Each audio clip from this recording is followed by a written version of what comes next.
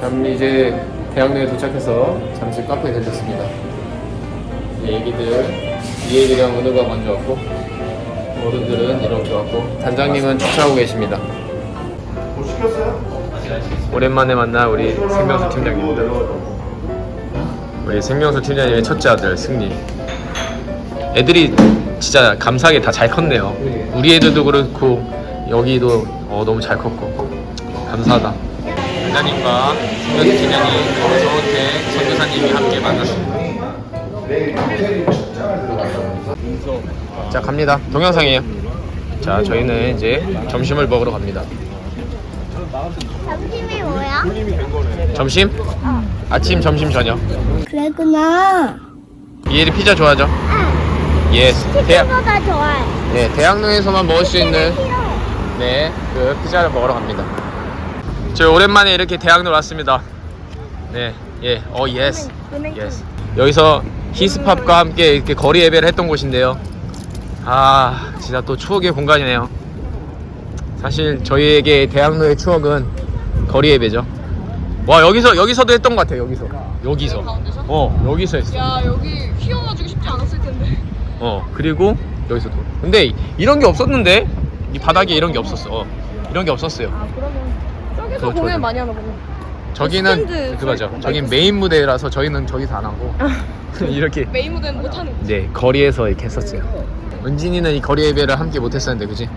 몇 년 전이야, 되게 오래됐지. 그지? 난 내 생각 2008년에 했습니다. 2008, 아, 2009. 너 몇 살이냐? 2008년에 10살. 10살이었다고? 98년에 태어났어. 대박. 너 대박 어리네. 대박 그래도 25 어린 이지. 친구가 이제 다 커서 이제 곧 있으면 성인입니다. 26. 야. 뭔가 저기 맛있어 보여.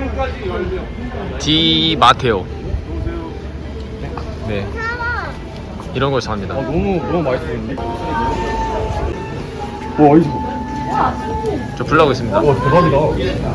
되게 진짜 뭔가 요리하는 곳 같아요. 진짜 화덕이 이렇게 펴고 있습니다. 일자리가 없거든. 아. 자, 선발 때는 이렇게 스파게티랑 피자랑 먹습니다. 후발 때 죄송해요. 잘 먹겠습니다. 우리 선교사님께서 사주시는 겁니다. 잘 먹겠습니다. 네, 여기다 놔주시면 돼요. 이럴 때 이제 남편이 저희 성균관대학교에 왔습니다. 성균관대학교에서 노방을 하러 왔습니다. 여기 오늘 날씨가 엄청 뜨거워요. 네, 들어오자마자 이렇게 좋은 공터가 있습니다. 마침 그늘도 있고 벤치도 있고 좋네. 저기 앞에는 성균관대학교의 중고등학생들이 있습니다. 오늘은 땅밟기 하면서 어떤 하나님이 마음 주시는 그 자리에서 같이 이제 찬양하면서 좀 그렇게 기도하고 자비의 물가로 인도하시니 그 무엇도 끊지 못해 그 무엇도 끊지 못해 주시기라신 놀라와 영광에 주가 오시리라 은혜의 주 은혜의 주 라고 하나님 이 땅의 황무함을 보소서. 네, 방금 무슨 일이 있었는지 여러분들 아십니까? 네, 모르겠습니다. 어떤 일이 있었죠? 말 안 할래요? 여러분들 궁금해하시는 것 같지가 않은데? 진짜 궁금해요? 말씀해드려요, 어떻게? 궁금해요. 아니, 다름이 아니고 저희가 이제 성균관대 입구 오자마자 네. 이제 여기서 바로 버스킹을 같이 했는데 네. 이제 경찰분들이 오셨었는데 다행히 그 문제가 잘 해결됐는데 네. 여기 근처에 이제 현장 체험학습 왔던 그 고등학교 친구들이 있었나봐요. 근데 네. 그 친구 중에 한 명이 오더니 네.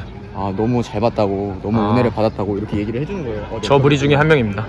저 무리 중에 한 명. 그래가지고 하나님이 또 이렇게 시작하자마자 은혜를 또 보여주셔가지고 스타트가 좋은 것 같습니다. 그러게요.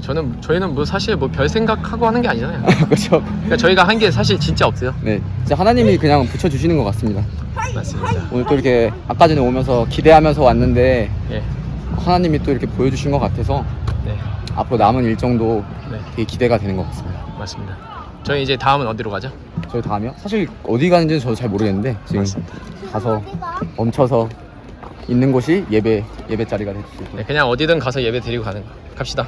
네, 저는 이렇게 기타를 메고 이동 중에 있습니다. 오늘 날씨가 엄청 뜨거운데 왜 마이를 챙겨갖고 혹시 모를 추위에 대비했는지 모르겠습니다. 아직도 이동하고 있고요. 네, 두 번째 노방 장소로 가고 있습니다. 그리고 어디 우리는 맨날 편하게 살다가 이렇게 많이 걷고 있습니다. 아직도 걷고 있습니다. 이게 바로 성균관 대학교예요. 짜증이라고? 그럼 집에 가지 그랬냐? 이혜리 집에 가세요. 안녕.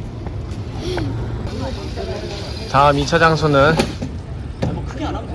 이곳에서.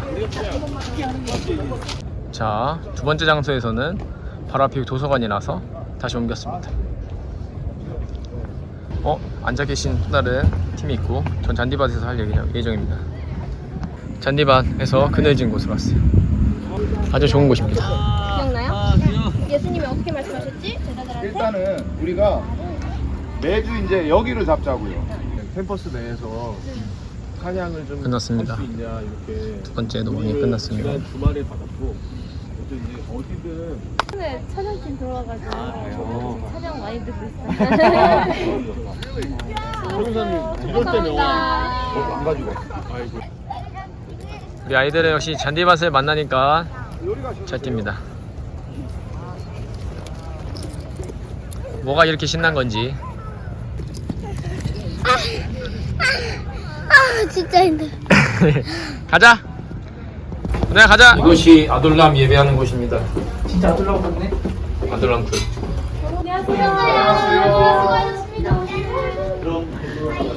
잼민이다. 아, 잼민. 멘토 잼민이들. 오늘 여기서 예배드리는데 시작 전 기도를 했습니다.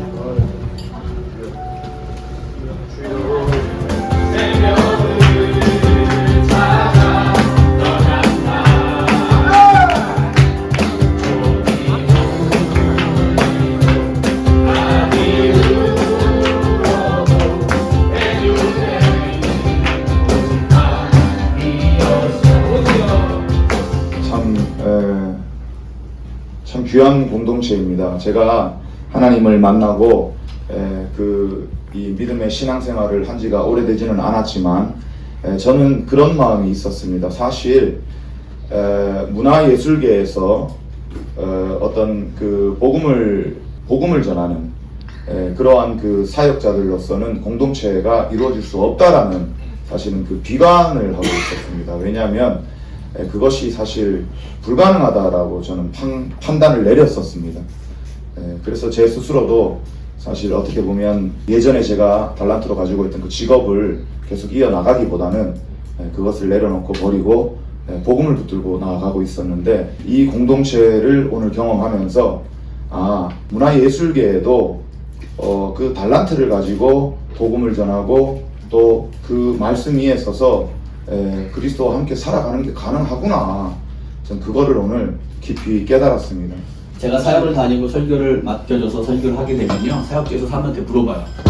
저는 불교인이었습니다. 부처의 이름의 뜻이 뭔지 아십니까? 라고 질문을 먼저 해요. 대부분 몰라요. 부처의 이름의 뜻도 모르고 대부분 모릅니다 이렇게 얘기해요. 부처의 이름의 뜻은 깨달음이라는 뜻입니다 라고 가르쳐줍니다. 깨달음. 그러면 예수의 이름의 뜻이 뭔지 아십니까? 라고 물어보면 10중 8구 대답 못합니다. 아니, 아는데 기억이 안 난다거나 얼버무리죠. 예수의 이름의 뜻은 구원자입니다. 그러면 깨닫게 하는 자 따르겠습니까? 구원해 줄 분을 따르겠습니까? 결정하십시오. 그러면 대부분 구원받는 쪽을 택하겠습니다 라고 지혜로운 대답을 하죠. 오늘 여기서 보니까 10장에 보니까 에스라는 자기가 어떤 사람이냐면 굉장히 지도력이 있는, 그리고 또 뭡니까? 제사장이기도 하고 뭐예요? 학사 겸 제사장이라고 분명히 얘기합니다. 아닥사스다 왕이 7장에 보니까 가라고 이제 명령을 합니다.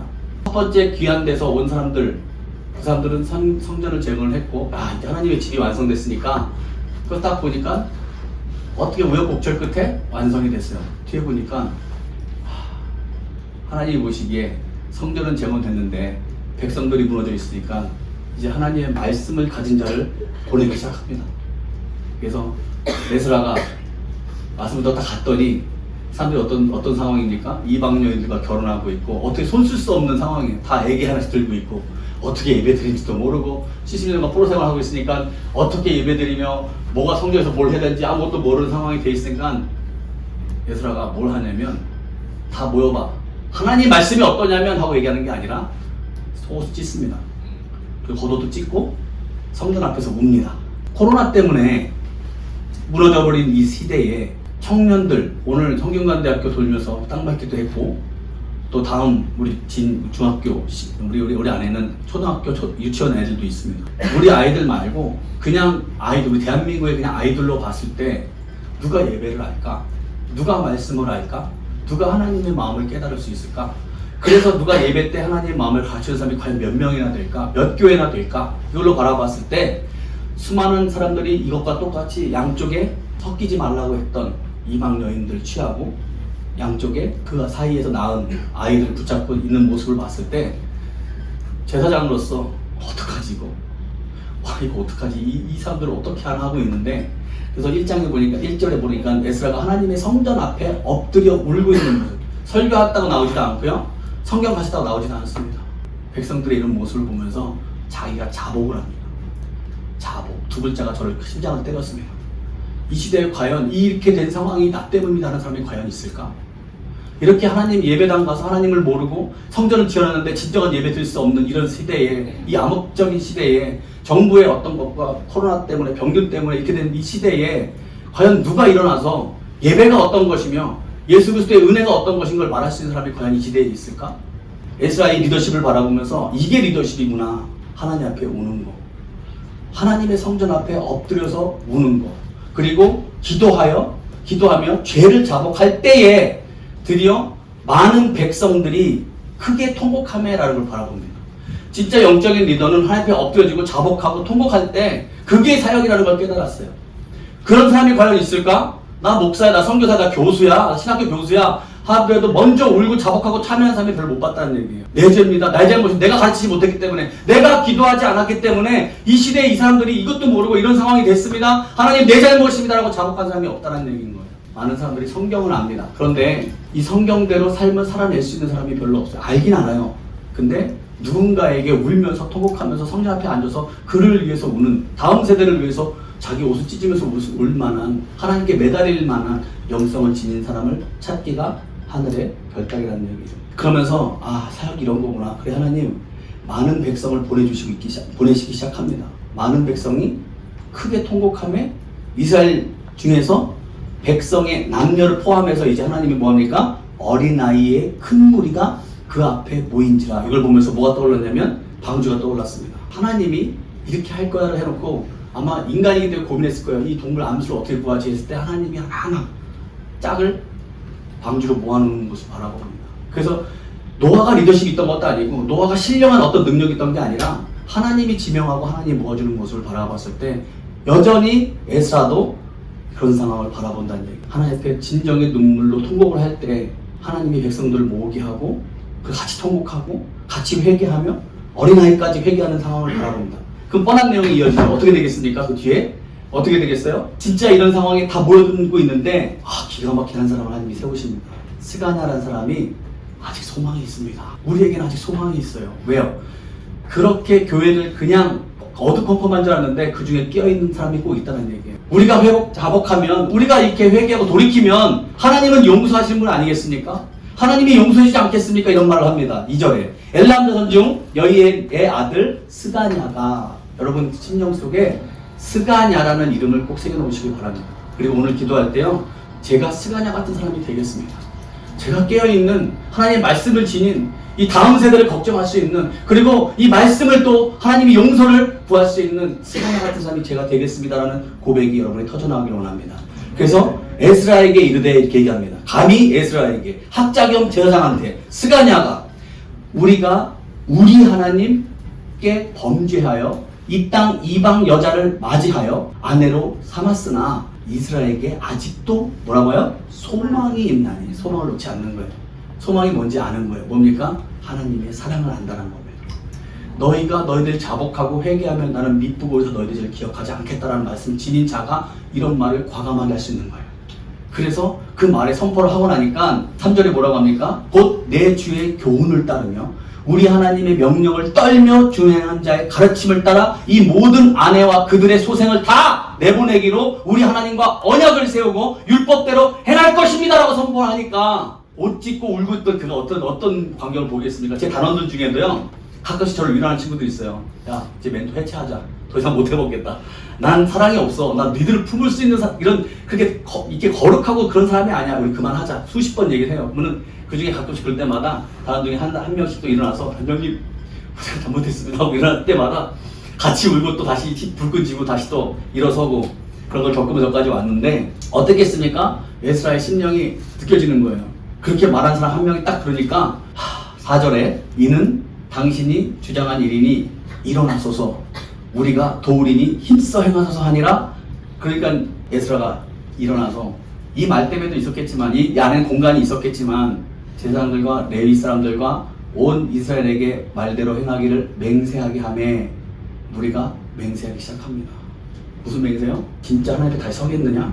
다시 하나님의 계획대로 말씀대로 올바로 서겠습니까? 맹세하겠습니다. 그래서 뭐라고 합니까? 아내와 자식들을 내보내기로 언약을 맺습니다. 지금 현 시대에요. 다음 세대에 소망이 없다 하는데 어쩌면 곳곳에 숨어있는 그런 자들이 있지 않겠습니까? 아멘. 그래도 목사님의 자녀들, 선교사의 자녀들이 그냥 주워들은 말도 지금은 어떻게 발휘를 하지 못하겠지만 하나님이 때가 이르면 우리가 아무리 가르치고 되는 게 아니더라고. 제 아들 여기 앉아있지만 아무리 가르치고 혼내기도 하고 핸드폰 2번도 부셨거든요. 핸드폰 보지마! 경고했어? 더 보면 부셔버릴 거야? 에이 설마 부시겠어? 보는 데서 빡 부셔버리고 계단에서 팍 뽀개버리고. 근데 저는 아비된 마음으로 부신 다음에요 아들이 울면 아빠 잘못했어요 제가 진짜 잘못했어요 그러면 곧바로 더 좋은 핸드폰 찾아보고 있어요. 사줘야지 새끼가. 그리고 또 사주면 또 쿨하면서 불어요. 아빠 고마워요. 이제 머리 쓰기 시작하겠죠? 떡볶이가 더 좋은 거 사주려나? 하면서 그런 걸 겪으면서 그때 하나님 마음을 깨달았습니다. 하나님은 심판도 하시지만 반드시 구원하시는 하나님, 혼내기도 하시지만 반드시 용서하시는 하나님. 이 스가냐는요 그걸 아는 거예요. 우리가 지금 이런 심판받고 70년 동안 포로 생활을 끌려갔다가 지금 이렇게 돌아와서 성전 보면서 이렇게 말씀 훈련 받으면서 다시 살아야 될 이유에 대해서 알고 있는데 아주 소망 없는 건 아니지 않습니까? 돌이키면 되지 않습니까? 여호와께 돌아가면 되지 않습니까? 하나님 그런 분이잖아요 라고 말할 수 있는 깨어있는 한 사람이 만약에 이곳에 있다고 한다면, 이 대학로에 그런 사람 한 명이 세워진다고 한다면 하나님은 또 다시 세우시고 예전처럼 부흥을 일으키시고 이 마지막 때의 부흥은 말씀을 지닌 자들이라고 생각합니다. 창세기를 공부했습니다. 공부하면서 제가 문득 설교를 준비해야 되니까 써놓고 펜을 딱 내려놓고 곰곰이 생각을 해봤어요. 요셉을 통하여 이제 엄청난 가뭄이 올 거고 굉장히 기근이 찾아올 거를 하나님이 이미 계산해놓고 요셉을 세운 모습을 봅니다. 근데 그걸 보면서 저한테 무릎을 탁 치게 한 게 뭐냐면 이제 마지막 때에 이 곡식 때문에 사람들 모이는 게 아니라 말씀 때문에 모이게 하는 엄청난 가뭄이 일어나겠구나라는 거예요. 하나님은 시작이시고 마지막이시기 때문에 이것은 우리에게 해주시는 메시지, 성경 전체가 메시지이기 때문에 해주시는 메시지가 뭘까? 이 사람들은 먹고 사는 문제 때문에 지금 요셉을 찾아오고 있지만 마지막 때가 되면 진정한 말씀을 찾기 위해 저 먼 거리 부산에서부터도 올라올 수 있을 만한 말씀을 지닌 자를 향해 올라오지 않을까? 그런 생각을 하게 됩니다. 그래서 이 마지막 때에 말씀을 가진 자, 하나님을 두려워하는 자, 하나님을 경외하는 자, 진짜 예배가 뭔지 아는 자들을 모아놓고 하나님은 그것을 글로 모이게 하실 거라는 얘기죠. 오늘 이 에스라를 왜 보냈겠습니까? 백성들이 이제 성전을 지어놨으니 에스라가 고백합니다. 이제 뭐라고 합니까? 내가 이제 말씀을 바치겠습니다. 우리 모두는 말씀을 하나님께 받아서 다음 세대에게 물려주신 건 믿음이지만 우리나라엔 이미 성령으로 부흥기를 한번 맛봤습니다. 그런데 그때는 너무나 가난했고 힘들었기 때문에 붙잡을 수 있는 게 오직 예수밖에 없었고 신앙이 들어갔다라는 거예요. 성령의 바람은 불었지만 말씀의 바람이 불지 못했습니다. 말씀의 부인이라서 수많은 목사들을 해놨지만 성도들은 자라면서 부해지면서 괜찮아지면서 말씀을 찾지 않고 괜찮은 삶에 뭐합니까? 등 따시고 배부르니까 괜찮은 신앙생활을 하기 시작합니다. 그러니까 똑같이 말라기 때처럼 어떻게 됩니까? 너희들이 나한테 경배를 하고 예배를 드리지만 마음은 멀리 떠났다라고 얘기합니다. 그러니까 헛되게 드리는 저 소를, 저 양을 못 드리도록 누가 성전문 좀 닫아주라고 부탁을 합니다. 인간들에게. 인간 살려주려고 예배를 만들었는데 그 예배를 짓밟고 있는 그 인간들을 바라보면서 성전문 좀 닫아달라고 우리 인간들에게 부탁하는 모습을 보면서 가슴을 때렸어요. 하나님이 얼마나 가슴이 아파 기가 막혀. 이 예수처럼 기가 막혀서 옷을 찢었을까.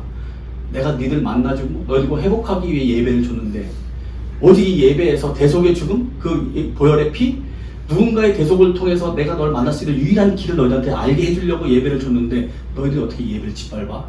인간 스스로가 예배를 짓밟는 거야. 지금 그래서 수많은 청소년들과 청년들이 어떻게 예배드리니까 다리 꼬고 껌 씹으며 뒷귀에 딱 기대가지고 들으려고 오잖아요. 똑같은 현상이 반복되고 있다는 거예요. 말라기 때라. 어떻게 은혜를 아는 자들이 예배를 그렇게 드릴 수 있냐. 이 시대에 하나님이 찾으시지 않으며 은혜 입고 예배대로 나온 그 예배자를 찾는다는 거예요. 예배자는 그냥 나오지 않습니다. 예수님의 은혜가 어떤지, 예수님의 사랑이 어떤지, 내가 어디서부터 구원받았지 않은 자가 하나님 이딴 식의 예배 못 드립니다 하고 말씀은 모르지만 개념은 없지만 하나님 앞에 맨 앞에 앉아서 저 말씀만이 정말 이 말씀 내가 살았기 때문에 말씀 목사님이 입에 나오는 거 한마디도 안 놓치려고 막 적으면서 예배드리는 그 한 사람이 있잖아요. 그 한 사람이 교회 전체를 변화시키기 시작합니다. 그 사람이 어떤 대단한 설교도 아니고 올바른 사회생활이나 삶의 모습이 아니라 예배를 올바 들고 싶어서 바짝 앞에 앉아서 눈 목소리 쳐다보면서 말씀 듣고 하는 그 한 사람 때문에 뒤에 사람들이요 보면 도전 받습니다. 아 나도 옛날에 저랬지. 아 저 왜 이렇게 뜨거워. 하면 다가가지 못하지만 그죠? 어떻게 됩니까? 도전을 갖는다는 얘기예요. 그래서 교회 분위기가 바뀌기 시작하죠. 한 사람이 충분합니다. 우리 멘토예요. 한 사람이면 충분하더라고요. 근데 감사하게 멘토 사람들은 이제서야 다 뜨거워지기 시작해. 23년 만에 나랑 대부분 한 20년 같이 있던 친구들이 대반사인데 무섭습니다. 네. 이들의 원래 모습을 보면 깜짝 놀라실 겁니다. 얼굴 천사의 모습을 하고 있지만 안에 저와 같은 사람이 저와 같은 존재가 있더라고요. 저도 마찬가지고. 근데 살면서 공동체 하면서 깨달은 게 하나 있어요. 이런 데도 사랑할 수 있어? 너 이런 데도 같이 살 수 있어? 아니요? 못 살아요. 이걸 맨날 고백했어요. 아, 나 쟤 미워 죽겠어요. 아, 나 쟤 소소 죽겠어요. 아, 짜증나. 쟤 안 그만두나? 이런 생각하고 있었는데 어느 날 네가 나한테 저런 존재였어 라는 말이 나는 거예요. 사랑할 수 있냐? 잘못했습니다. 여러분 그 얘기 있지 않습니까? 베드로가 부활한 다음에 예수님이 배를 탔잖아요. 같이. 그 다음에 올병 던져라 해서 고기를 잡아서 끌었더니 고기를 보고 나자마자 뒤집어져서 뭐라고 합니까? 주여 나를 떠나소서 나는 죄인으로서이다. 그게 진짜구나 라고 깨달았어요. 왜? 진리 앞에 딱 서면 존경하는 목사님이 이런 말을 합니다. 그 단장, 예? 진짜 복음이 전파되는 교회가 부흥할 수 있을 것 같아. 무슨 말인지 처음에 예? 진짜 복음이 전파되면 사람들이 모일 것 같아? 진짜의 복음을 전하는 교회는 사람들이 모이자. 근데 사람 조금만 비유 맞춰주면 사람 모이는 거 순식간이야. 근데 그 말씀을 전하신 분이 대형교회 목사님이셨어요. 사랑하는 송수아.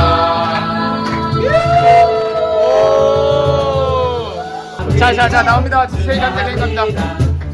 자 수아야 일로와. 야 수아 나이 많이 먹었네. 80살이에요. 많아. 배경. 자, 배경. 8살. 좋아요. 아빠는 현찰이야. 축하해.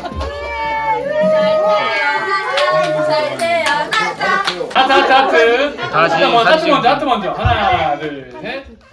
와, 우리 수아의 생일.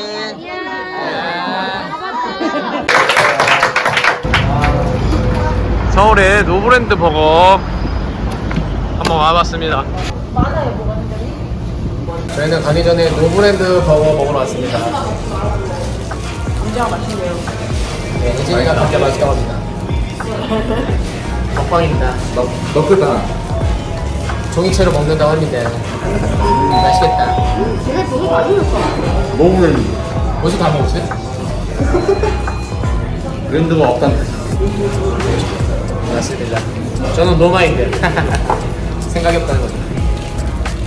너무한데 진짜 오랜만이야. 잘 먹겠습니다.